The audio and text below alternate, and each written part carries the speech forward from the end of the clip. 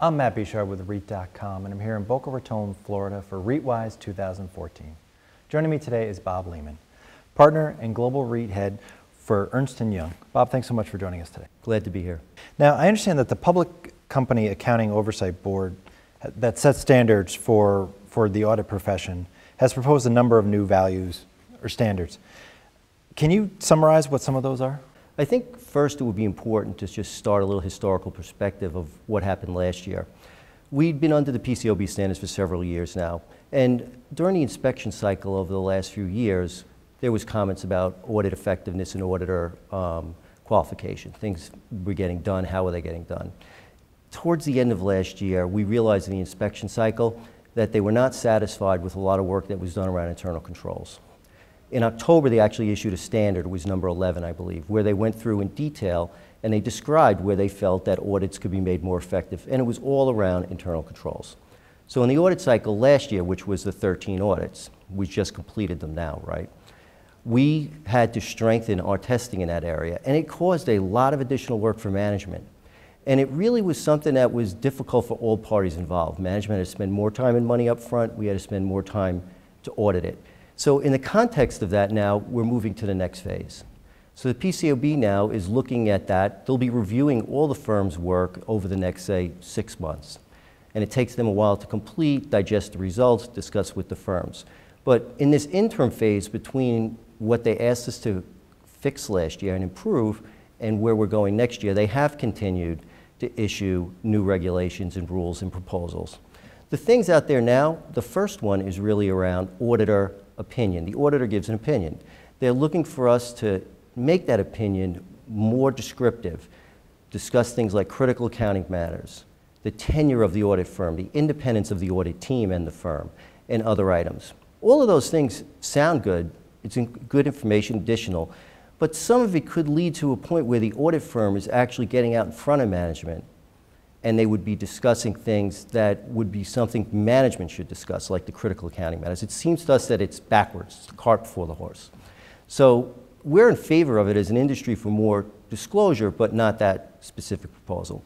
The second thing that they put forward is actual mandatory auditor rotation. You know, this has been something you've heard and it's been discussed. And it's quite simple. When you look at it, we understand how they could view that and why they think that that would enhance auditor independence and transparency and other things. But when you really dive into it, it's going to lead to having management distracted for whatever the mandatory period is on a constant basis. Because it doesn't just happen in one day. A couple of years to plan it, to go through the change. We think that audit effectiveness is increased tremendously through the PCAOB reviews and the changes we've made in the last year, and that going into a mandatory rotation is really not going to help anyone. It's going to just have management spend more time and money.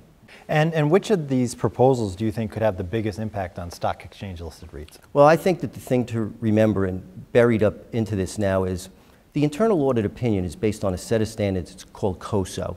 It was originally put out, I don't know when first, but last revised in 1992. Just recently, they've revised COSO now. And what that means is the audit opinion and management's opinion on internal control is based on this framework. You have to follow those set guidelines to give that opinion. Well, this new COSO framework has 17 actual steps that must be followed, and all of them must be met in order to meet the criteria for it. So what's happened, and if you think of management, they went through a period last year, as I said before, this entire phase of strengthening controls, all the additional work, the thought was, okay, we've got it 95% of the way there, a little bit to go.